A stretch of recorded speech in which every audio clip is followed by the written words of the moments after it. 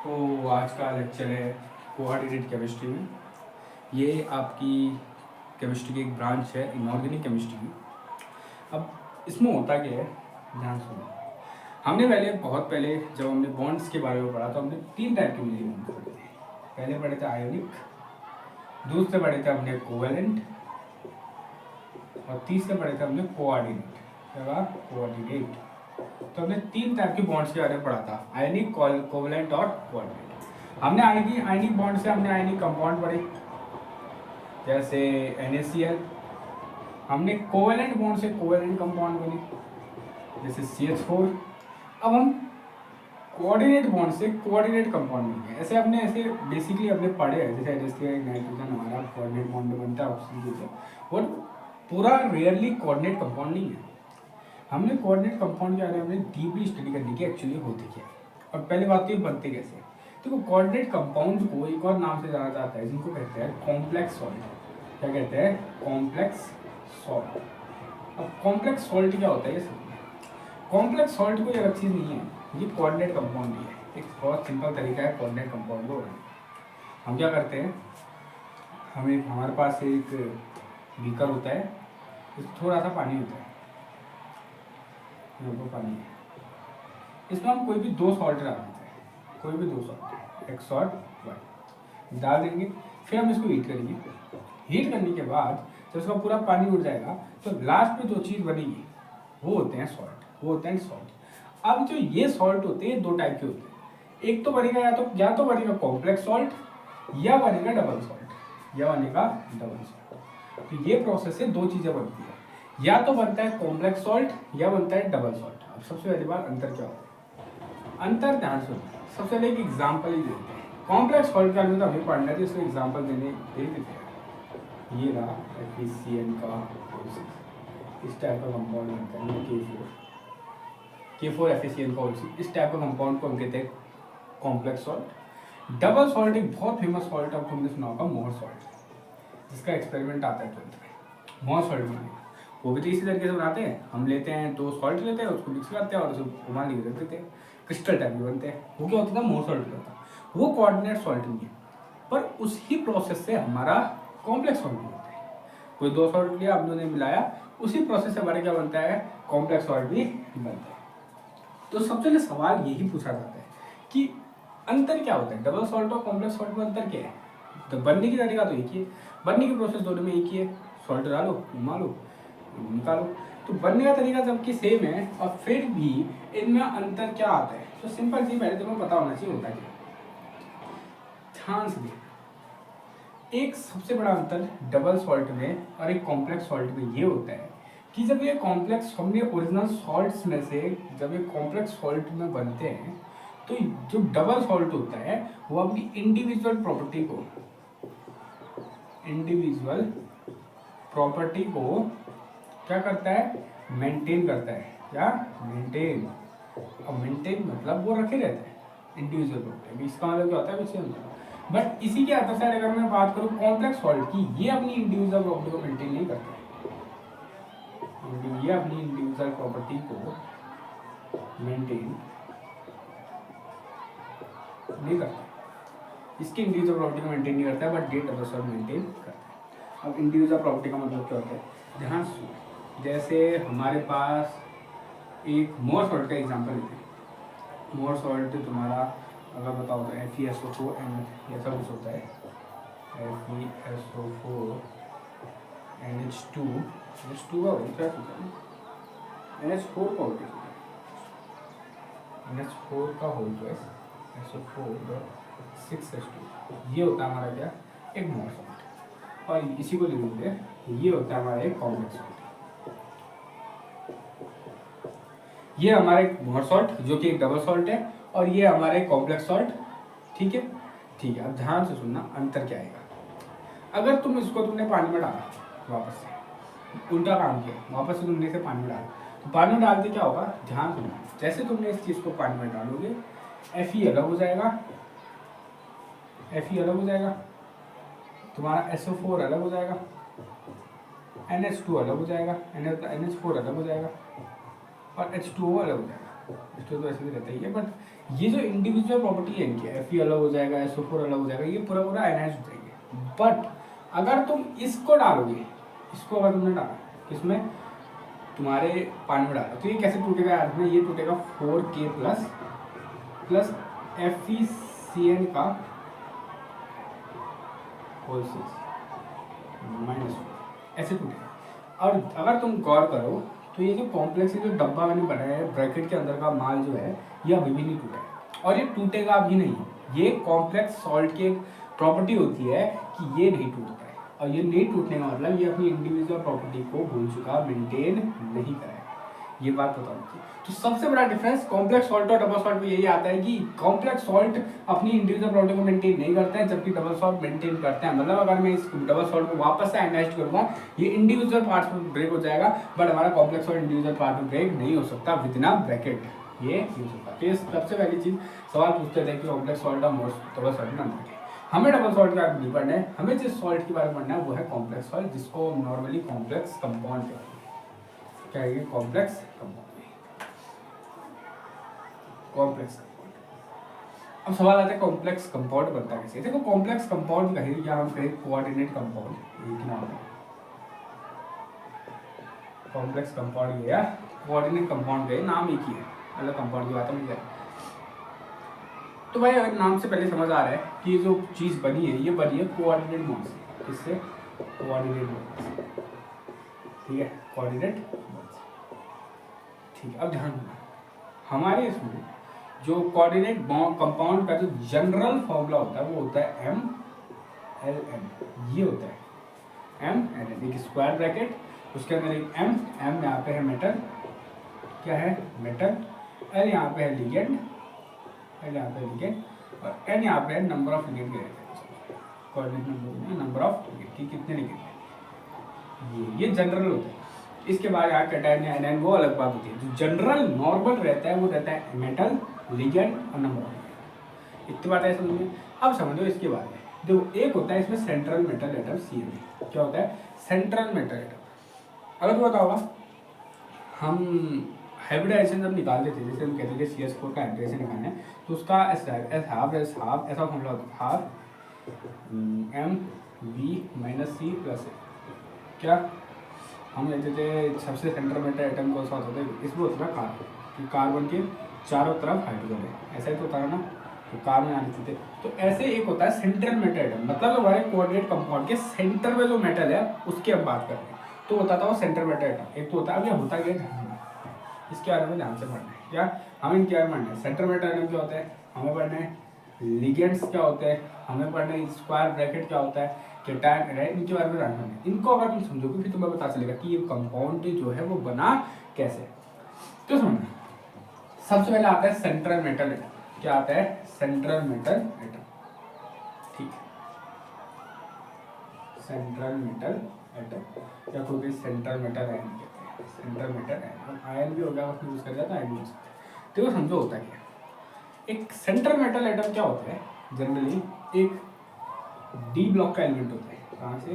D block का element. अगर तुम्हें पता हो तो तुमने 12th में भी पहले डी ब्लॉक पढ़ा फिर जाके क्वाड्रेटिक केमिस्ट्री पढ़ी, यहाँ भी तुमने पहले डी ब्लॉक पढ़ा फिर जाके क्वाड्रेटिक केमिस्ट्री पढ़ी, ये दोनों एक चीज जुड़ चुके हैं, एक दूसरे से जुड़े होते हैं। तो तुम्हें पता होगा क्वाड्रेटिक केमिस्ट्री में जो सेंट्रल मेटल एटम होता है, ये जो ये है कंपाउंड MLN, ये जो M है ये कहाँ का होगा, डी ब्लॉक का एलिमेंट होगा। मेजरली डी ब्लॉक के होते हैं, बहुत ज्यादा डी ब्लॉक के होते हैं। कारण सब होता क्यों, इसका कारण अभी बताऊंगा। तो जो सेंट्रल मेटल एटम होता है ये क्या करता है, इलेक्ट्रॉन पेयर को एक्सेप्ट करता है। क्या करता है, इलेक्ट्रॉन पेयर को एक्सेप्ट करता है। हमें पता है कोऑर्डिनेट बॉन्ड में कोई भी एक एटम जिसके पास फालतू के इलेक्ट्रॉन होते हैं वो उस क्या दे दूसरे एटम को डोनेट कर देते हैं, करता नहीं करता है, जैसे NO2 होता है ऐसा टाइप का, राइट, NO3, ठीक है। अब समझो ध्यान से इस बात को, इलेक्ट्रॉन पेयर क्या करता है, एक्सेप्ट करता है। अब इलेक्ट्रॉन पेयर एक्सेप्ट करने के लिए उसको वैसा ऑर्बिटल चाहिए, जो पता नहीं इलेक्ट्रॉन पेयर कहाँ एक्सेप्ट होंगे, ये हमारे ऑर्बिटल है डी ब्लॉक का, ये खाली होगा तभी तो इसके ऊपर आएगा इलेक्ट्रॉन पेयर। अब अगर ये पहले से भरा है तो कहाँ इलेक्ट्रॉन पेयर आएगा। अब तुम्हें पता है कि जो डी ब्लॉक के एलिमेंट होते हैं उनका डी सबसेल पूरा पूरा खाली होता है, लगभग खाली होता है डी सबसेल। तुमने बड़ा फोरस होता है ना, फोरस आते हैं, अब खुद देखो क्या होता है डी सबसेल, ये होता है 3D और 4s होता है। 4s के आगे 4p भी होता है, 4p के आगे 4d भी होता है। ये हाथ में ये बने, ये तो खाली है, ये तो खाली है।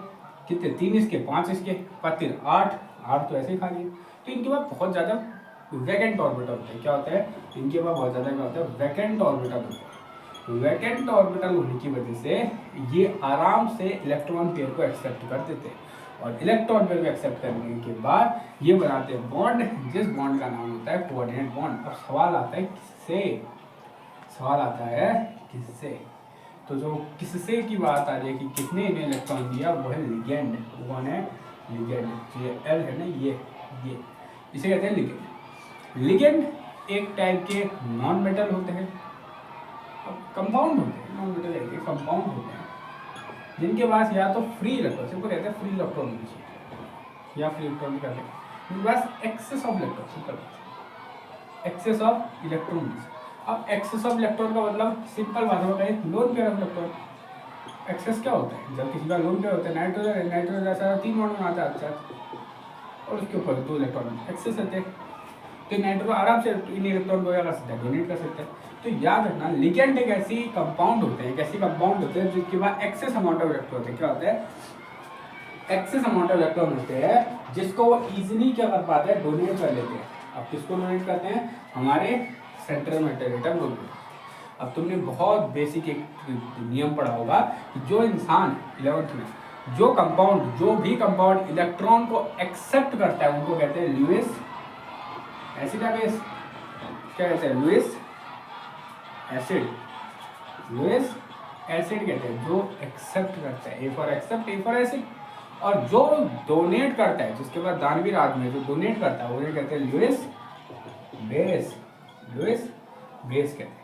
तो सेंट्रल मेटल एटम को लुईस एसिड भी कहा जाता है। Lewis acid compound which having vacant orbital and accept the electron pair donated by the ligand and formation the bond of coordinate bond, जो कि कौन सा बॉन्ड फॉर्म करता है, कोऑर्डिनेट बॉन्ड को फॉर्मेशन करता है।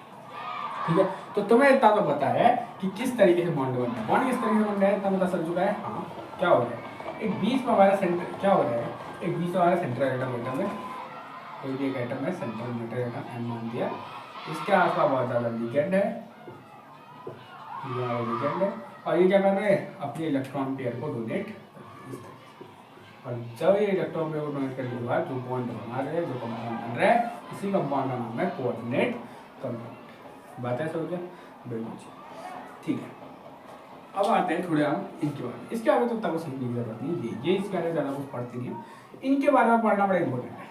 ये तो वैसा है, कौन, लिगेंड, इनके बारे में पढ़ना थोड़ा ज़्यादा इंपॉर्टेंट। तो वो बहुत ज़्यादा डीपली स्टडी होती है, क्वांटम केमिस्ट्री एक टाइप का नई ब्रांच है, वो बहुत सारी चीज़ें पढ़नी पड़ती है इसमें। ठीक है, अब बात करते हैं लिगेंड्स। लिगेंड्स हमें पता है लिगेंड्स के बारे में, बट हमें लिगेंड्स के टाइप्स नहीं पता है। क्या टाइप्स, सवाल आता है लिगेंड्स के टाइप क्या होते होंगे। तो लिगेंड्स को ना 2 बेसिस पर टाइप किया जाता है।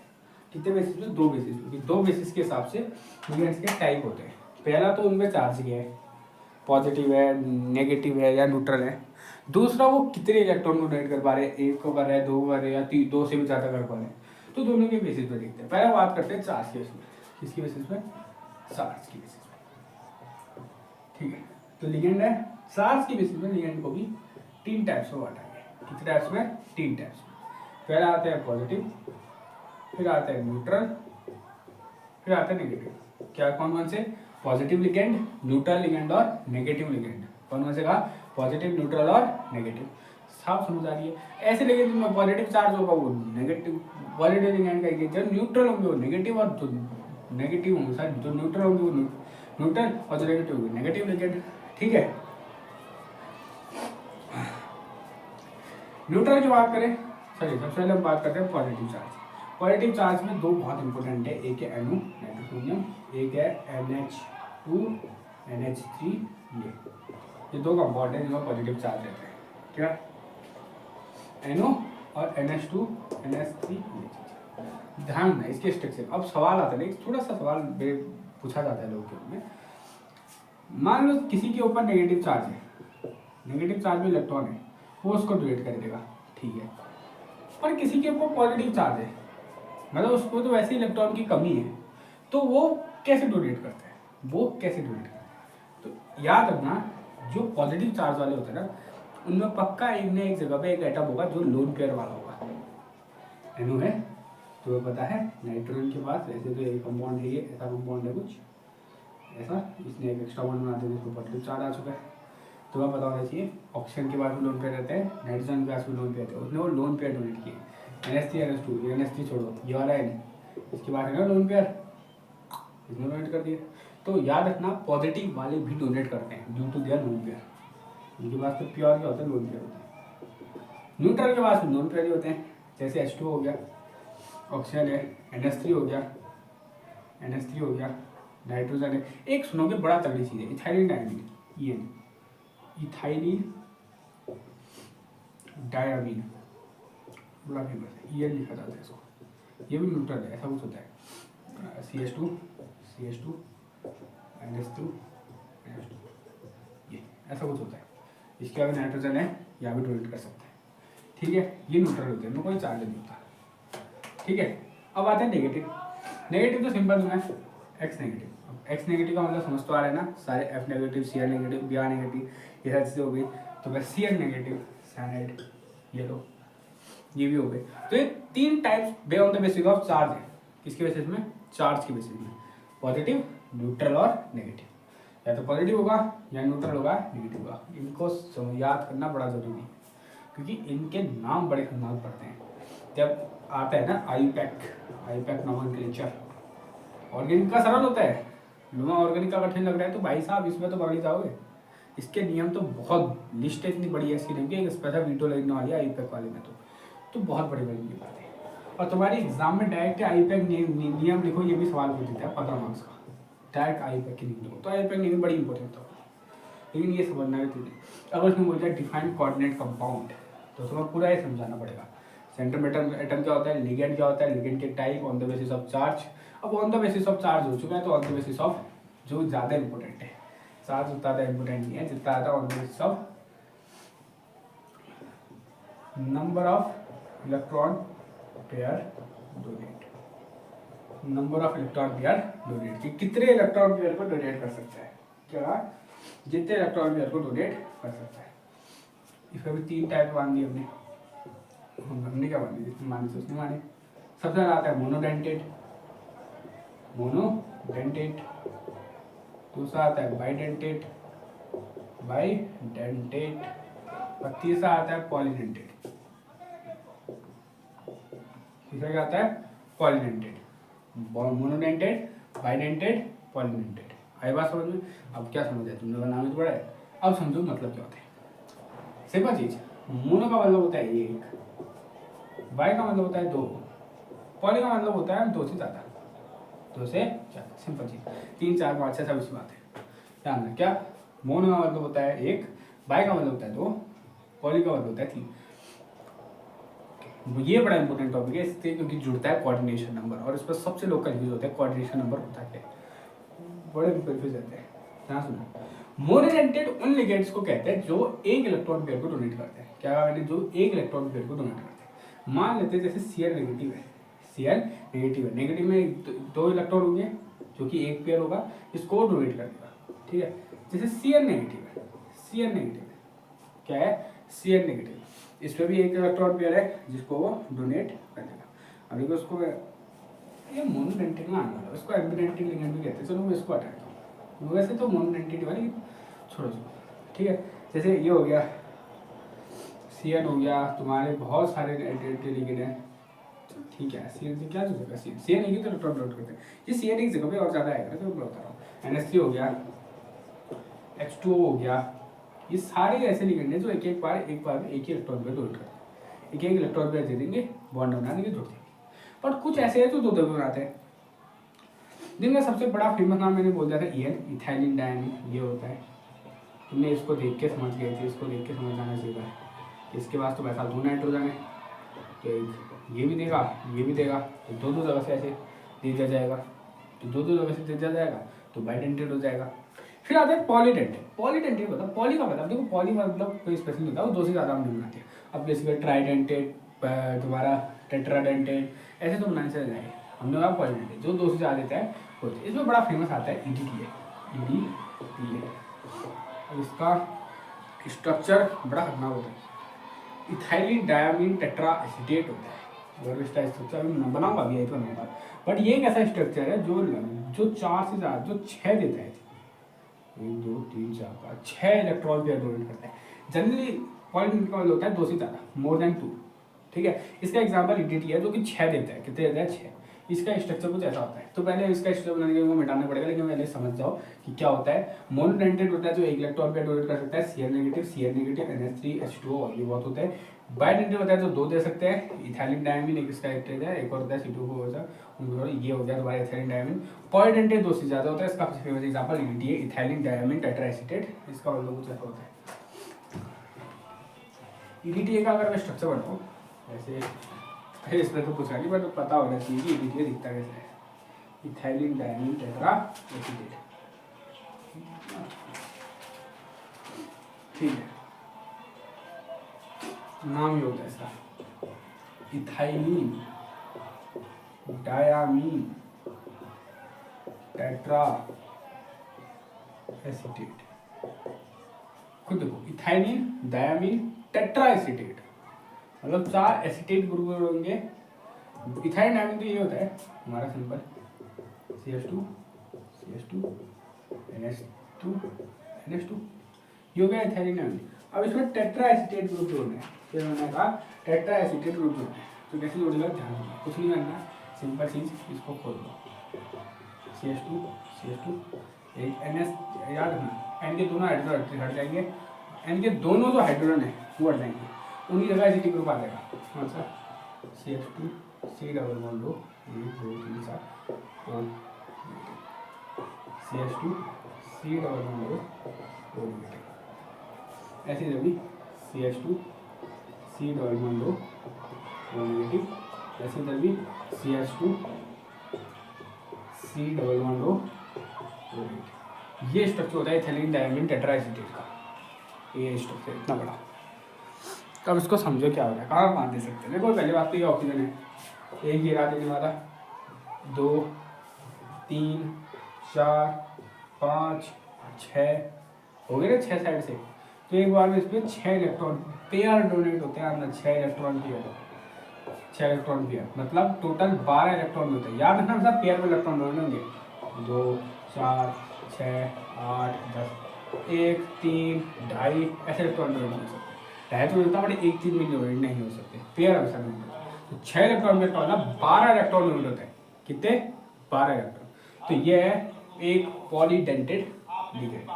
ठीक है, अब हम बात करते हैं आगे। हाँ ओके, तो अभी लिगेंड्स के बारे में और भी बहुत सारी चीज़ें अब इसके बारे में, तो इसका स्ट्रक्चर मतलब इसके स्ट्रक्चर के बारे में मानना है। और ये पूरा अगर तुम्हारे पेपर में आ गया कि भाई साहब लिखो सब क्या है, तो तुम्हें लिखना पड़ेगा। ठीक है, एक छोटा सा टॉपिक है, अगला टॉपिक आता है कोऑर्डिनेशन नंबर। ये बड़ा इंपॉर्टेंट है और बड़ा कॉम्प्लेक्स तो नहीं, बट जो अच्छे से नहीं समझता है उसको समझ में आएगा। क्या? Coordination number. अब ध्यान से समझना क्या चीज है। लोग क्या समझते हैं ना, लोग कहते हैं जैसे ये कंपाउंड है MnCl का होल 6, लोग कहते हैं कि जितने यहाँ पे लिगेंड का नंबर है, यहाँ जैसे यहाँ 6 है, तो इसका कोऑर्डिनेशन नंबर क्या होगा? 6 होगा। ये डेफिनेशन गलत है बट यहाँ अप्लाई हो चुकी है। इसका कोऑर्डिनेशन नंबर 6 है। जैसे ये है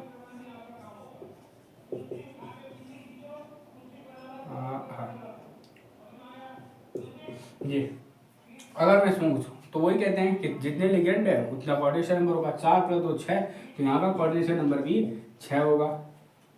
फिर बोल रहा हूँ डेफिनेशन गलत है, लेकिन इस कंडीशन में यहाँ पे ये दिए वो क्या है? सही है, तुक्के से सही हो गई है।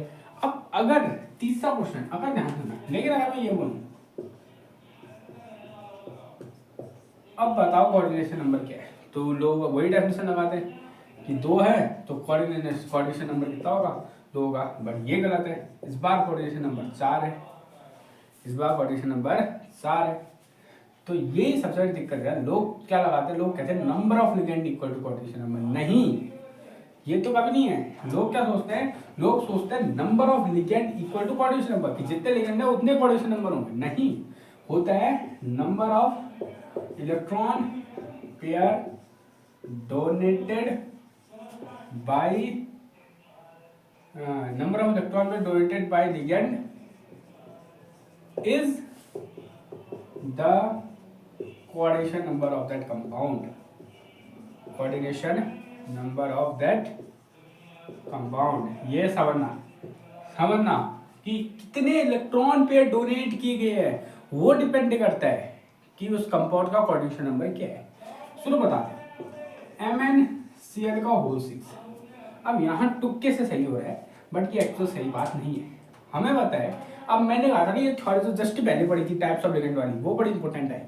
Cl लिगेंड है, Cl कैसा लिगेंड है, मोनोडेंटेड लिगेंड है। मोनोडेंटेड लिगेंड मतलब एक इलेक्ट्रॉन देने वाला। तो एक Cl देता है एक इलेक्ट्रॉन, तो 6 Cl कितने इलेक्ट्रॉन दिए होंगे, 6 इलेक्ट्रॉन पेयर दिए होंगे।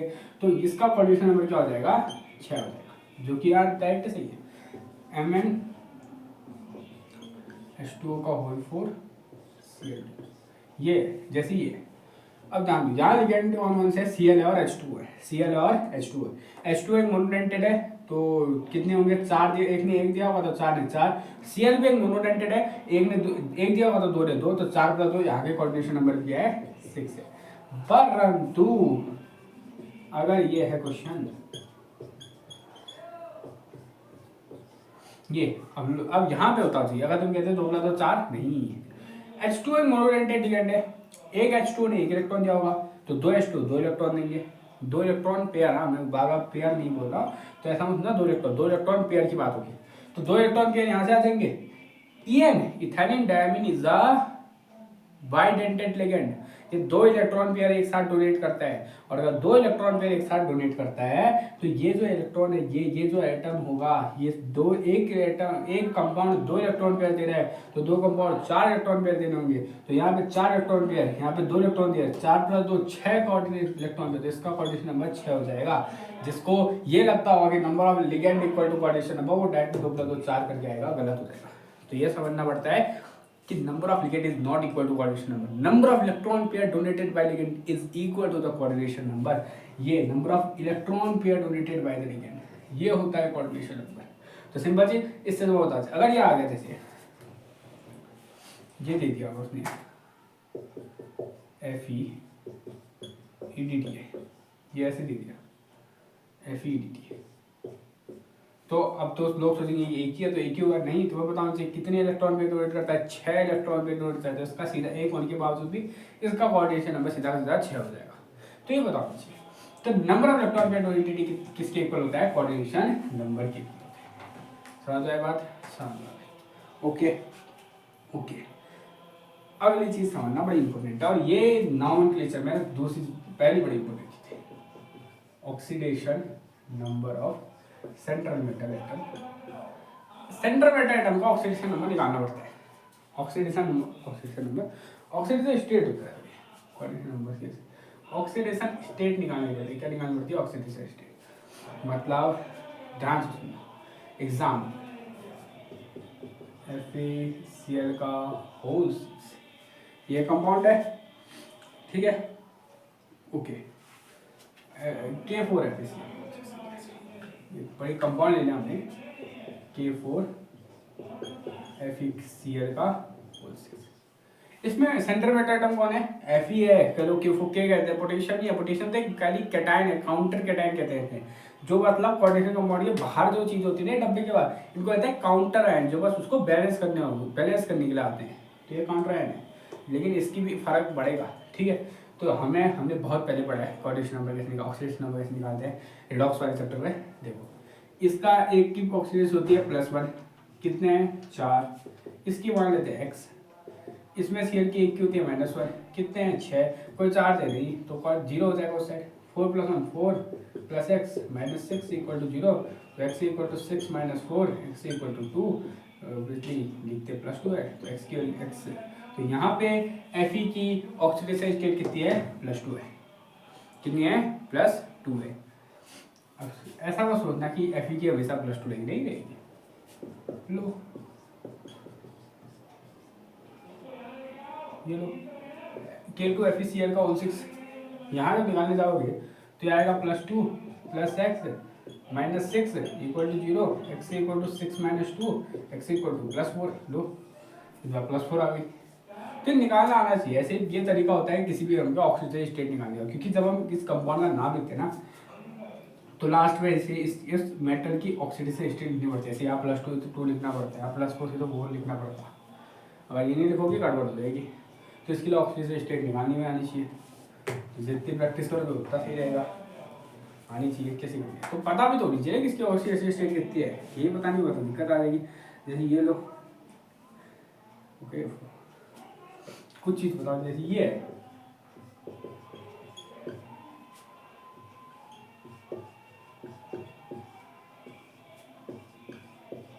ये देखो इस बार भी एक डब्बे के बाहर है ना, तो ये काउंटर एनाइन है, काउंटर एनाइन है। ये भी पढ़ोगे क्या होता है, ठीक है। ये इसके ऑक्सीजन जा रही है उनकी। अब ध्यान सुनना, बड़ी खतरनाक चीज़ है। एक्स मान लिया H2O कितनी होगी ऑक्सीजन स्टेट, कितने होगा ऑक्सीजन स्टेट, सोचो 0। H2O एक न्यूट्रल लिगेंड है, याद ना, जितने भी न्यूट्रल लिगेंड है उनकी ऑक्सीजन स्टेट 0 होती है। EN भी तो न्यूट्रल है, इसकी भी 0। SO4 की -2 इक्वल टू कुछ चार्ज है तो 0, तो x इक्वल टू आ जाएगा +2। तो इस बार आज की ऑक्सीजन स्टेट कितनी है, +2 है। तो इस तरीके से तुम्हें पहले क्या निकालना पड़ेगा, ऑक्सीजन स्टेट निकालना भी आना पड़ेगा, ठीक है। ओके, अब मैं जो इतना कंफ्यूजन हो रहा था उसके बारे में समझ लो क्या होता है। आखिरी टॉपिक आज का, counter A9 and counter ion coordination pair. Counter ion and coordination sphere. Counter ion and coordination sphere अब क्या होता है ध्यान सुनना। हमने जितने भी कंपाउंड है कुछ ऐसे ऐसे बनाए, जैसे ये था K4FeCl का होल 6। देखो सबसे ज्यादा कोऑर्डिनेशन स्पेयर। कोऑर्डिनेशन स्पेयर क्या होता है, डब्बा, ये स्क्वायर पैकेट, ये जो चीज है ये, इस हिस्से को कहते हैं कोऑर्डिनेशन स्पेयर। ये है कोऑर्डिनेशन स्पेयर। इसके अंदर एक चीज कभी नहीं टूटती है, स्पेयर तक रहे। अब इस पर कुछ ना कुछ चार्ज होता है। जैसे बताओ, देखो कोई इलेक्ट्रॉन दे रहा है, खुद हिसाब सोचो, थोड़ा दिमाग लगाओ। सेम इलेक्ट्रॉन दे रहा है तो कुछ ना कुछ चार्ज तो बनेगा ना, पॉजिटिव चार्ज नेगेटिव चार्ज होगा। तो इस कंपाउंड में एक्चुअल में ऐसा है, ये कंपाउंड के ऊपर -4 चार्ज है, -4 चार्ज है। अब ये पड़ा है सॉल्ट में। अब इस -4 को बैलेंस करने के लिए कहीं ना कहीं पोटेशियम पड़ा होगा, तो 4 पोटेशियम आए, 4 पोटेशियम का चार्ज +4 +4 -4 हो गया बैलेंस। पोटेशियम की 4 लिख दिया और ये -4 चार्ज हटा दिया। तो इस तरीके से लिख दिया गया। तो याद रखना, जो मेन ब्रैकेट के अंदर की चीज है ना, ये हमारा मेन कोऑर्डिनेट कंपाउंड है। ये जो आलतू फालतू आगे पीछे लगे होते हैं ये कहते हैं काउंटर आयन। अब देखो काउंटर आयन याद रखना, ये क्या है, काउंटर। अब समझना दो टाइप की चीज होती है, ये ठीक है। अगर कोई आयन हमारा पहले है, हमारे कोऑर्डिनेशन पेयर से पहले कोई आयन है, तो होता है कैटायन, ये होता है कैटायन। अगर वो कैटायन है तो हमारा कोऑर्डिनेशन पेयर क्या हो जाएगा, एनायन हो जाएगा, ठीक है। लेकिन अगर हमारा कोऑर्डिनेशन स्पेयर पहले है तो हमारा कोऑर्डिनेशन स्पेयर इस बार कैटायन है, मतलब इसमें पॉजिटिव चार्ज है, और जो फालतू चीज होगी वो एनायन होगी। एग्जाम्पल मैंने बताया था यहाँ पे, जैसे K4 एक कैटायन होता है, तो एक क्वेश्चन में SO4 था इस साइड को, तो ये होता है काउंटर आयन। तो कोऑर्डिनेट स्पेयर वो डब्बा जिसके अंदर हमारा मेन कोऑर्डिनेट कंपाउंड होता है, उसके चार्ज को बैलेंस करने के लिए दो तीन फालतू के कैटायन आयन आ जाते हैं, उनको कहते हैं काउंटर आयन। तो इसके बाद पहला टॉपिक तो हमारा खत्म हो चुका है, जो था इंट्रोडक्शन ऑफ कोऑर्डिनेटेड कंपाउंड। ये डायरेक्ट सवाल पूछा जा सकता है कि डिफाइन कोऑर्डिनेटेड कंपाउंड 6 नंबर का। तो ये सारी चीजें तुम्हें 6 पॉइंट ही डिफाइन करने पड़ेंगे। सेंट्रोमेटर आइटम क्या होता है, पहली बात तो बनता कैसे है, सेंट्रोमेटर आइटम क्या होता है, लिगेंड होता है, कितने टाइप के होते हैं, ऑक्सीडेशन नंबर क्या होती है, कोऑर्डिनेशन नंबर क्या होता है, और लास्ट में काउंटर आयन और काउंटर आयन क्या होता है। 6 पॉइंट 6 नंबर के डिफाइन करने पड़ेंगे। अब हम इनके नाम पढ़ेंगे, अगले लेक्चर में हम क्या पढ़ेंगे, इनके IUPAC नेमिंग, बड़े नियम है, तो पूरा लेक्चर उसी में जाने वाला है। बहुत सारे नियम होने पड़ते हैं तो टाइम लगेगा। तो कल लेक्चर के लिए हमें इनके क्या पढ़ेंगे, IUPAC नेमिंग। तो आज के लेक्चर के लिए इतना ही, मिलते हैं नेक्स्ट लेक्चर में। जय हिंद जय भारत।